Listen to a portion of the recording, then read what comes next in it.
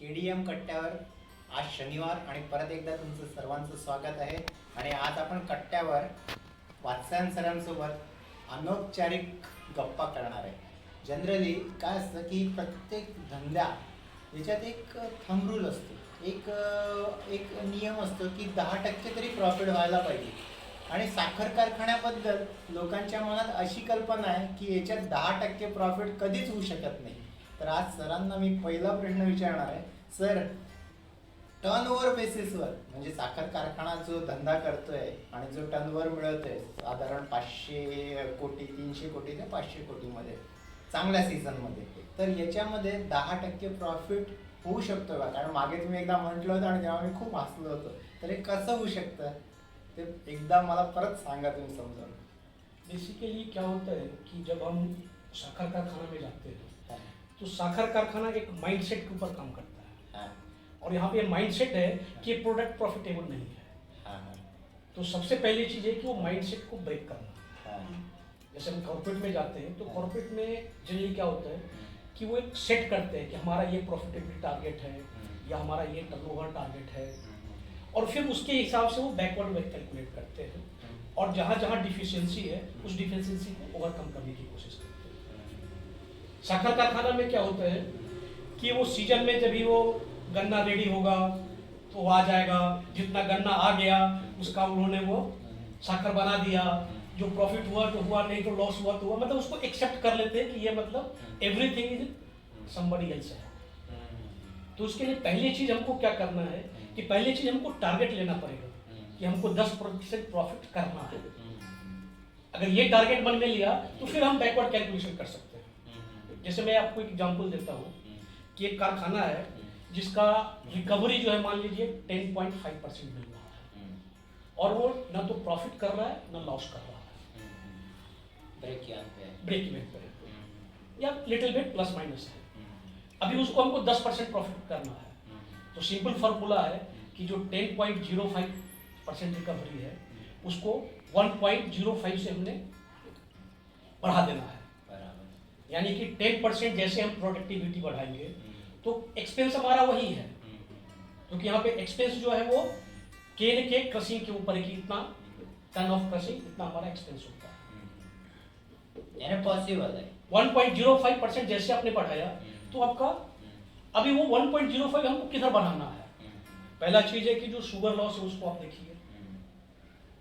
अगर world standard की बात करते हैं तो वर्ल्ड स्टैंडर्ड में हमारा 1.5% पे कुछ लोग ऑपरेट करते हैं, उसको थोड़ा और लिबरल करते हैं तो 1.75% पे इंडिया में भी पॉसिबल है। बट हम साखर कारखाना में जाते हैं तो वहाँ पे 2 एंड एबव होता है हमेशा हमेशा। तो कहने मतलब कि 0.25 तो आपको यहीं पे पॉसिबल है।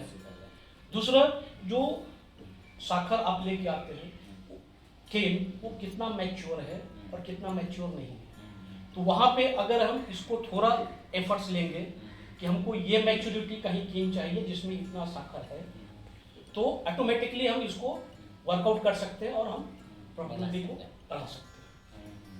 यानी पॉसिबल है, खाली एफर्ट्स लेने पड़ेंगे। एफर्ट्स चाहिए और कॉन्शियस माइंड चाहिए कि हमको क्या करना है, किस डायरेक्शन में जाना है, रह देन ये कि हाँ ठीक है जो आया केन उसको हमने पेड़ लिया और उससे में से साखर निकाल लिया। तो ये माइंडसेट को चेंज करना पड़ेगा। बिल्कुल कॉर्पोरेट में जो मॉडर्न जो मैनेजमेंट के हिसाब से जो थॉट प्रोसेस करते हैं यहाँ पे भी उसी हिसाब से सोचना पड़ेगा, तब जाकर के वो पॉसिबल। सर म्हणतात ते खरं आहे, म्हणजे हा सर्व माइंडसेटचा गेम आहे, आपल्या डोक्यामध्ये नाही आहे आणि त्यामुळे हे होत नाही आहे. आपण जर डोक्यात आणलं तर हे नक्कीच पॉसिबल है. सर लेकिन मुझे एक बात पूछना था कि इन्व्हेस्टमेंट जी असते साखर कारखान्यामध्ये, म्हणजे साधारणतः शुगर मिल पकडलं तर ती जाते 150 कोटीपर्यंत. समजा मी डिस्टिलरी पकडतो 50-200 झाले आणि कोजेन लावत असेल तर अजून 100 करोड, तर असं मिळून 300 कोटीची इन्व्हेस्टमेंट साधारण बघायला मिळते आपल्याला. तर या 300 कोटीवर 10% मला आणायचं आहे बरोबर, आणि ते कसं कसं पॉसिबल आहे? कारण शेवटी ROI आहे ना तो माझा, रिटर्न ऑन इन्व्हेस्टमेंट, ते मला मिळवायचं आहे साखर बिझनेसमध्ये. या जैसे सॉरी जैसे हम पहले बात कर रहे थे कि हमको पहला टारगेट लेना चाहिए। अभी साखर कारखाना में क्या होता है कि हमारा स्टैंडर्ड ऑपरेटिंग डेज 150 दिन का है। तो 365 दिन में 150 दिन हमारा स्टैंडर्ड ऑपरेटिंग है। अगर हम एक्चुअल डाटा देखेंगे तो मतलब कुछ एरिया छोड़ दीजिए, बट इन जनरल अगर हम 10 साल का रिकॉर्ड देखें तो उसमें से 2 साल ही होगा जो 150 दिन के आसपास ऑपरेट किया और बाकी 8 साल वो नीचे है, यानी कि हम 150 दिन के ऊपर भी ऑपरेट नहीं करते। अब अगर हम 150 दिन भी लेते हैं तो 150 दिन का ऑपरेशन एंड 215 दिन का मेंटेनेंस,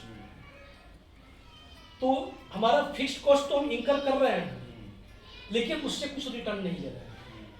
तो हमको इस लाइन पे सोचना पड़ेगा कि इस पर जो फैक्ट्री है या जो इंफ्रास्ट्रक्चर है उसको हम पूरे साल कैसे यूज में ला सकते हैं, यूटिलाइजेशन। क्योंकि मैं पूरा 365 डेज में से खाली 100 दिन ही चला रहा हूँ, बराबर। तो 1/3 ओनली, 1/3 उससे भी कम। तो ये मुझे चेंज करना और है। ये कोई भी इंडस्ट्री ऐसे ऑपरेट नहीं करता है। नहीं नहीं, कोई नहीं।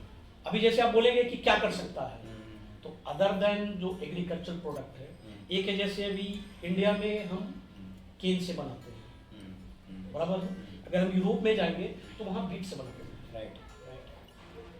तो हमारा 80% प्लांट जो है बीट का हो या गन्ने का हो वो सिमिलर रहेगा। 20% थोड़ा हमारा चेंज हो सकता है।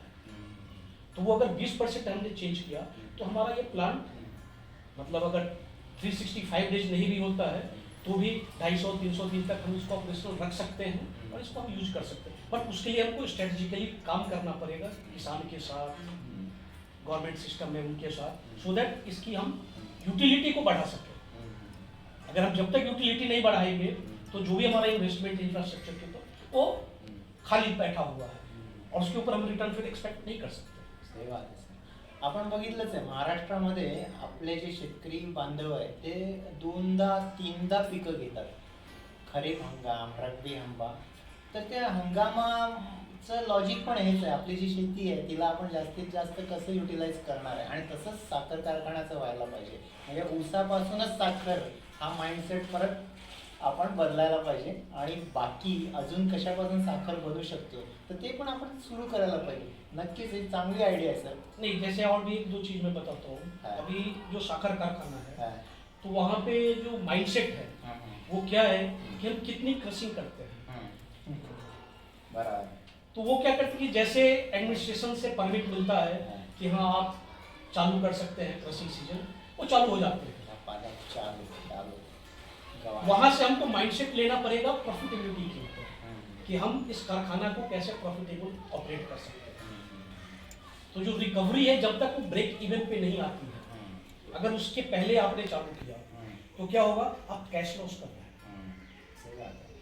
तो आप में करते हैं हाँ। that is cash loss। तो कहने थे कि आपकी जो ब्रेक इवन के ऊपर ही आपका ऑपरेटिंग चालू होना चाहिए। तो बेसिकली मेरे कहने के कि आपको प्रॉफिट ओरिएंटेड थिंकिंग लेना पड़ेगा, क्रशिंग ओरिएंटेड थिंकिंग से निकलना निकलना पडेगा।